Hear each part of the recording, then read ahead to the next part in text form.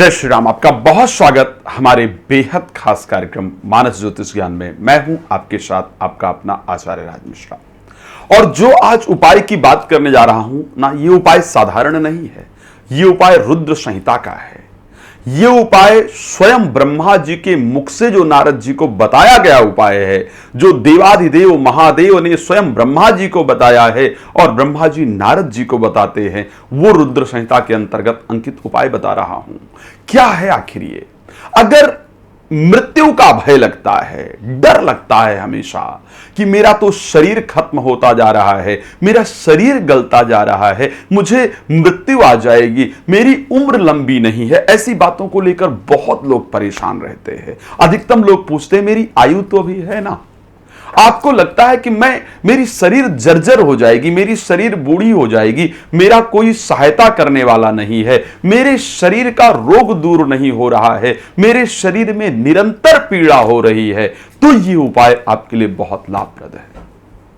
अगर आप बहुत दवाइयां खाने के बाद भी, बहुत प्रयास करने के बाद भी आपका स्वास्थ्य बेहतर नहीं हो रहा है, तो सिर्फ एक दूरबा, क्या आप सोच सकते हैं कि सिर्फ एक दूरबा आपके इन सभी चिंताओं को समाप्त करने के लिए ब्रह्मा जी ने स्वयं नारद जी को यह सुंदर उपाय बताया। क्या करना चाहिए, शिव जी को क्या अर्पण करना चाहिए जिससे शिव जी समस्त रोगों को दूर कर देते हैं, आयु की वृद्धि प्रदान कर देते हैं, जिससे भगवान शंकर आपके पूर्व जन्म के पाप कृत्यों को नष्ट कर देते हैं। आखिर वो क्या उपाय है? वो एक दुर्बा कैसे आपके जीवन को परिवर्तित कर सकती है? मैं तो यहां तक कह रहा हूं आपको कि यदि आपने अपनी हस्तरेखा देख लीजिएगा, मैं बड़ा क्लियर बता रहा हूं, अपनी हस्तरेखा देख लीजिएगा, ये हमारी आयु रेखा है। अगर ये आपकी आयु रेखा कटी फटी है या ये आयु रेखा आपको कमजोर दिख रही है, तो ये उपाय कीजिएगा जो मैं बता रहा हूं।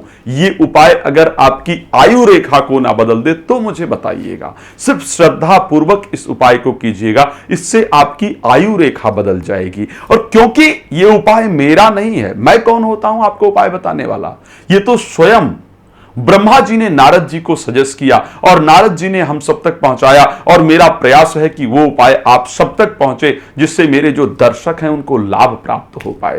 तो आखिर क्या है ये उपाय और कैसे करना चाहिए? शिव को वास्तविकता में कैसे प्रसन्न करना चाहिए? शिव हमारी इन चिंताओं को दूर कैसे करते हैं? हमारे आयु में वृद्धि कैसे प्रदान करते हैं? हमारे मन के शोक को दूर कैसे करते हैं? हमारे स्वास्थ्य को लाभ कैसे प्रदान करते हैं?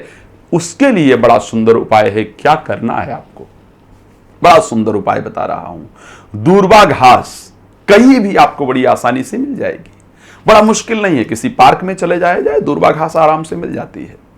दूर्वा घास को जो ऊपर की, देखिए दूर्वा घास जो ऊपर की जो उसकी कोमल कोमल पंखुड़ियां होती हैं, दूर्वा घास को तोड़ लिया जाए। दूर्वा घास तोड़ते चले जाइए और कम से कम 108 दूर्वा घास को तोड़िए और उन 108 दूर्वा घास को लेकर के सोमवार को भगवान शिव को श्रद्धापूर्वक जाकर के अर्पण कर दिया कीजिए।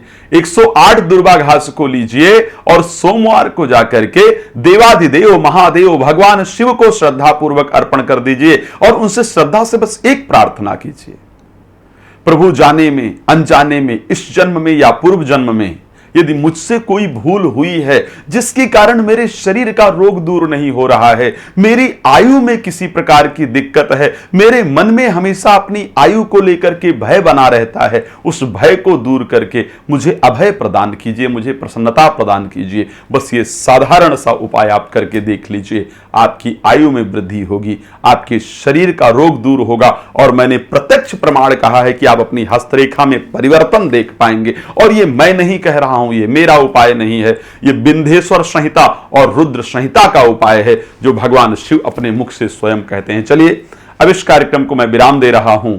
मैं प्रतिदिन रात्रि को 9 बजे और दोपहर को 12 बजे लाइव आता हूं। आप मेरे साथ कनेक्ट हो सकते हैं और किसी प्रकार से कोई कथा इत्यादि कराना चाहते हैं, राम कथा या उसके साथ शिव पुराण इत्यादि की कथा, भागवत कथा, तो आप मुझसे संपर्क कर सकते हैं।